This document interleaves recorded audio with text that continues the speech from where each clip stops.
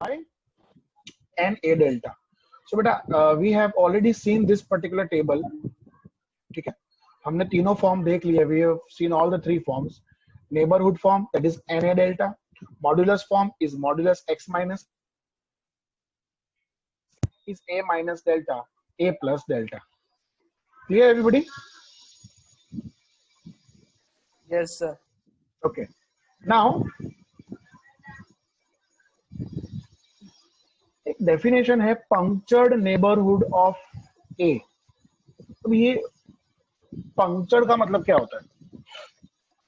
So please everybody concentrate. Let A belongs to R. बेटा ये same ही है definition, कुछ ज्यादा डिफरेंस नहीं है, लेकिन एक छोटा सा माइन्यूट चेंज है. वो क्या है देखो कि let A belongs to R मतलब ए जो है वो एक रियल नंबर है and delta is more than zero मतलब डेल्टा एक पॉजिटिव रियल नंबर है. ठीक है, then the set of x belongs to R such that 0 is less than modulus x minus a is less than delta is called punctured delta neighborhood of A and it is denoted by n. फिर देखो ऐसे ही एक asterisk sign है, a delta is equal to n a comma delta minus a. तो punctured neighborhood की खाली एक खासियत है कि punctured neighborhood में जो एन ए डेल्टा आता है उसमें से हमें खाली जो ए एलिमेंट है that we have to remove. This is the only difference in this two. Rest everything is you can see it is same. और हाँ, इसका सेट नोटेशन बेटा वो भी इंपॉर्टेंट है कि x बिलोंग्स टू आर, वो तो रियल नंबर तो है ही है, लेकिन इट इज जीरो से डेल्टा के बीच में है. किसकी वैल्यू?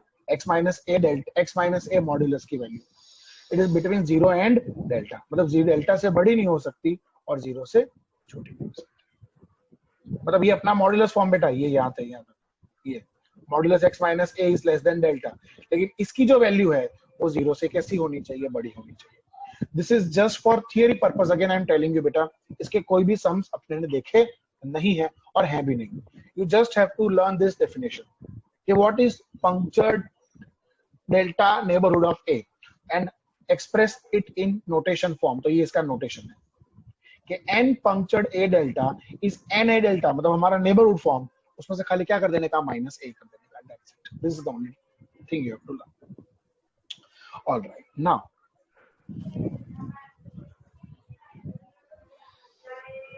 ये बोर्ड दिखा आपको? Board. Now after finishing this neighbourhood concept, अब हम लोग आगे बढ़ते हैं लिमिट में. See, whenever you say x is equals to a and x is not equals to a, it means when we say x is equals to a मतलब x की value a ही है. मतलब जैसे कि हम बोलो x is 3, मतलब उसमें कोई दो राय नहीं है कि x की वैल्यू 3 है क्योंकि आपने बोल दिया x 3 है. But when you say x is not equal to a, so there can be two possibilities. Either your x is less than a or your x is more than a. मतलब अगर मैं ऐसा बोल दूं कि x is not equal to 3, so either your x is less than 3 or your x is more than 3. सही है? So limit में हम लोग ये कॉन्सेप्ट यूज करते हैं, x is not equal to 3.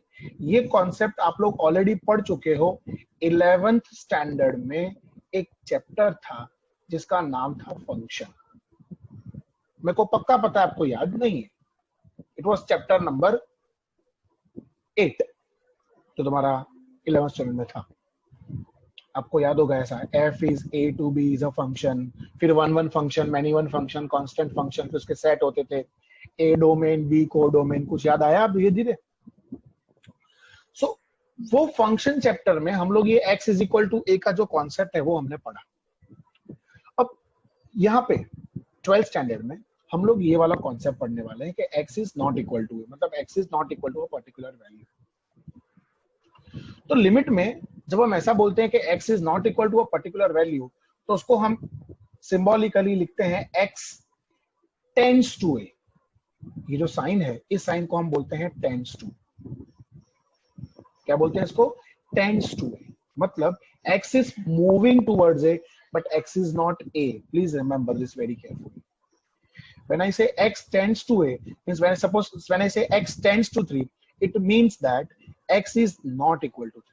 And when x is not equal to 3, we have these two options: either x is less than 3 or x is more than 3. So this is what is the concept of limit.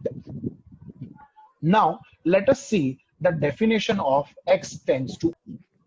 So here you, as you all can see, beta, meaning of x tends to a. If the value of x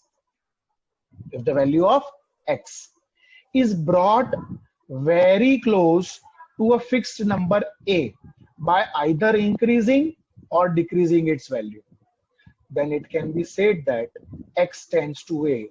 It is expressed as x फिर arrow a. X tends to a does not mean x is equals to a. Now let me explain to you. When I say that x tends to a number, let us say 3, मतलब ये तो confirm है कि x 3 नहीं है, but x जो है वो 3 की कोई बहुत नजदीक की वैल्यू है. मतलब इट कुड बी, अगर मैं राइट साइड की बात करूं तो it could be 3.1, 3.01, 3.001, 3.0001 and so on. और अगर मैं 3 के लेफ्ट साइड की बात करूं तो it could be 2.9, 2.99, 2.999999999 and so on. But one thing is for sure कि x is not 3. In the same manner, let us take one more example. When I say x tends to, let us say 1. So x tends to 1 means x is not 1. It could be 1.1, 1.01, 1.001, 1.0001, 1.00000000000. न जाने कितने zero फिर 1. In the same manner, it could be 0.9, 0.99 on the left side, 0.999, 0.999999999 and so on. So this is the concept of x tends to a. अच्छा, ऐसे ही जैसे x tends to a होता है, अगर मान लो x tends to 0 है. This is very interesting. When I say x tends to 0, so on the right hand side it could be 0.1, 0.01, 0.001, 0.0001, 0.00000000001. कितने zero तो हमको भी नहीं पता. But if I go on the left side, then I will get minus 0.1, minus 0.01, minus 0.001, minus 0.0001, minus 0.000000001. So ये भी एक definition है, जैसे हमने x tends to a पढ़ा, ठीक है. So this is the only difference कि x tends to यहाँ पे a था, यहाँ पे x tends to क्या है, 0 है. Both the definitions are same. इसमें हम a की वैल्यू को बढ़ाते घटाते हैं बट अप्रोक्सीमेटली a ही होता है. इसमें हम 0 की वैल्यू को बढ़ाते हैं घटाते हैं बट अप्रोक्सीमेटली वो 0 ही होता है. So यहाँ पे number line plays a very important role, है ना. So फिर से what is x tends to a? If the value to a fixed number a by increasing or decreasing its value, then it can be said that x tends to a. And x tends to 0 if the value of variable x is brought very close to a number 0 by increasing or decreasing its value. Both the definitions are same. खाली difference ये है, यहाँ पे a है तो यहाँ पे क्या है, 0 है. I hope it is clear to everybody. चलो ये तो हम समझ गए कि sir x tends to a मतलब either the value of a is reduced or a is increased but it is approximately a. x tends to 0 वो भी हम समझ गए कि 0 की वैल्यू इंक्रीज डिक्रीज करेंगे but it is approximately 0. But where this limit comes into picture, now. See, whenever you say that x tends to a, मतलब x की एक वैल्यू है जो a की तरफ जा रही है but it is not actually a. x की वैल्यू a की तरफ जा रही है और मान लो एक फंक्शन है आपका fx. अब इसे function places an important role, बेटा ध्यान रखना. सपोज एक फंक्शन है fx, उस फंक्शन में मुझे ये a की वैल्यू प्लेस करनी है. अब आप बोलोगे सर अभी आपने बोला कि x a नहीं होता है. नहीं होता है, सही बात है, लेकिन a के नजदीक की वैल्यू इसमें प्लेस करनी है और उसकी नजदीक की वैल्यू को प्लेस करने के बाद हमें उसकी लिमिट की वैल्यू ढूंढनी है।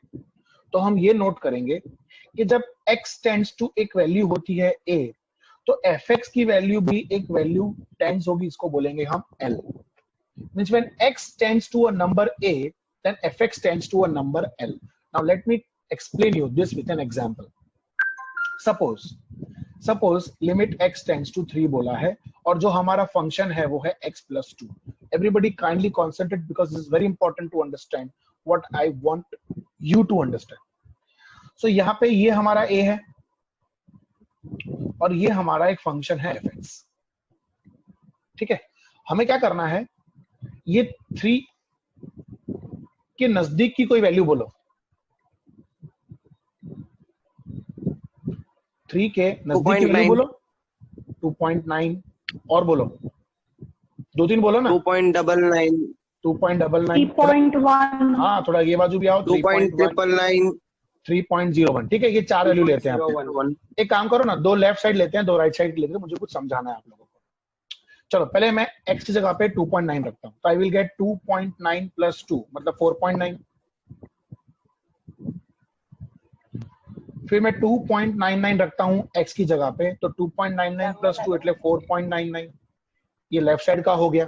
अब राइट साइड में अगर मैं 3.1 रखूं, तो I will get 3.1 plus 2, so you will get 5.1। अगर मैं 3.01 रखूं तो 3.01 plus 2, so I will get 5.01। अब आप मैजिक देखो, अगर मैं exactly 3 यहाँ पे रख दूं, exactly 3, तो what I will get? I will get 3 plus 2, that is 5। So you can see beta, look at these values and look at these values. Can I say they are near to 5? And this 5 is nothing but what? My value L. जैसे जब x tends to a होता है, तो जो function की value है वो भी एक नंबर की तरफ जाती है, उस नंबर को हम लोग l बोलते हैं, and this l is nothing but the value of the limit. मतलब इसमें अगर कोई पूछे कि what is the value of limit, तो you can not say 4.9 4.99 5.01 5.01। No, here the value of limit is 5। Here the value of limit is what? 5। That is obtained by increasing or decreasing the value of a. So by decreasing the value of a, we got 4.9 4.99। अच्छा, मैं आगे जाऊंगा तो मुझे आगे कैसी value मिलेगी? 4.999 4.9999999999। और इस साइड जाऊंगा तो 5.001 5.000000001। अप्रोक्सीमेटली तो 5 हुआ। तो ऐसा कोई भी वैल्यू लोगे, ये चलो एक और एग्जांपल लेके मैं आपको समझाता हूं। Let us take one more example to make it more clear. Let us say we have a function limit x tends to, let us say 1, and it is x square plus 5. Suppose it is x square plus 5. Now सीधा 0.99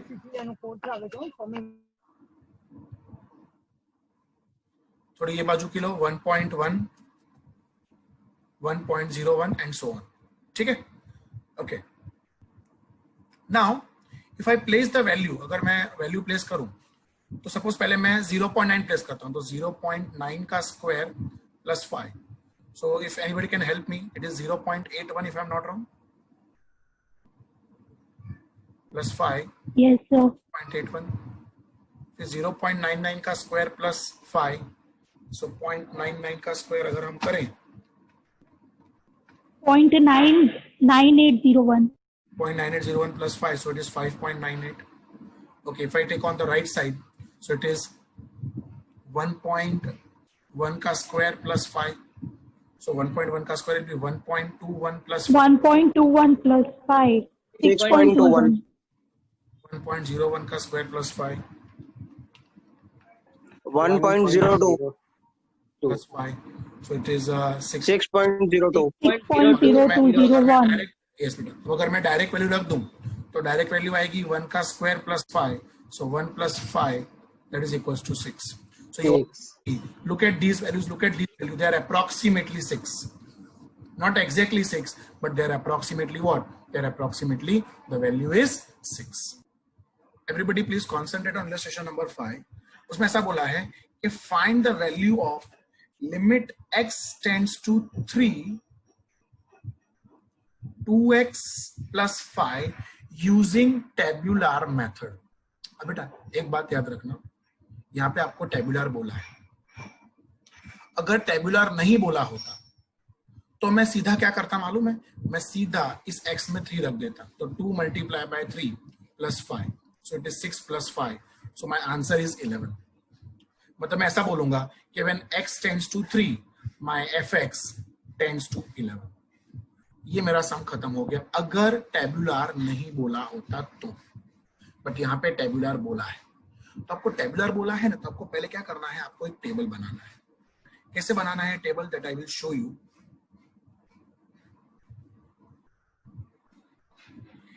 यहां पे आपको लिखनी है x की left side वाली values, फिर उसके फंक्शन की वैल्यू आपको ढूंढनी है. यहां पे आपको लिखनी है x की राइट साइड की वैल्यू और यहां पे उसका फंक्शन ढूंढना है.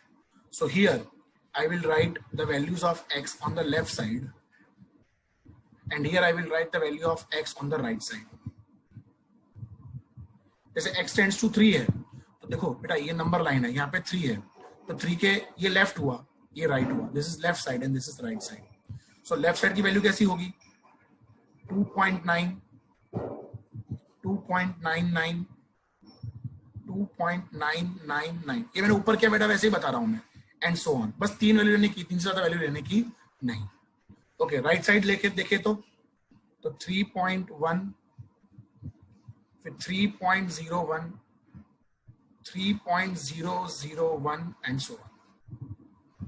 Now let us put this value one by one. चलो बेटा पहले हम यहाँ पे यहाँ शुरू करते हैं. So बोलो 2 into 2.9 plus 5, so that will give you 2 into 2.9 करोगे तो you will get 5.8. So 5.8 plus 5, that is 10.8. फिर 2 into 2.99 करोगे तो 2 into 2.99, so you will get 5.98. So you will get 10.98. उस तरह 2 into 2.999 plus 5 करोगे, so 2.999 multiplied by 2 करोगे तो you will get 5.998 plus 5, so you will get 10.998. अब देखो जैसे जैसे आप ये वैल्यू बढ़ते जाओगे, इसके बाद अगर मैं ढूंढू वैल्यू तो इट विल बी 10.9998, इसके बाद 10.99998 एंड सो ऑन. ये चलता रहेगा. But you don't have to show this, ये जस्ट आपके रेफरेंस के लिए था. Let us go on the right side. ठीक है, ये मैंने फंक्शन जो था हमारा 2x plus 5 उसमें रखा. अब सेम वे यहाँ पे भी मैं 2x plus 5 में जो हमारा फंक्शन है I will put this values. So बोलो 2 into 3.1 plus 5. So 2 into 3.1 अगर आप करोगे तो 2 into 3.1 आएगा 6.2. तो 6.2 plus 5, that is 11.2. फिर 2 into 3.01 plus 5, so it will be 6.02 plus 5.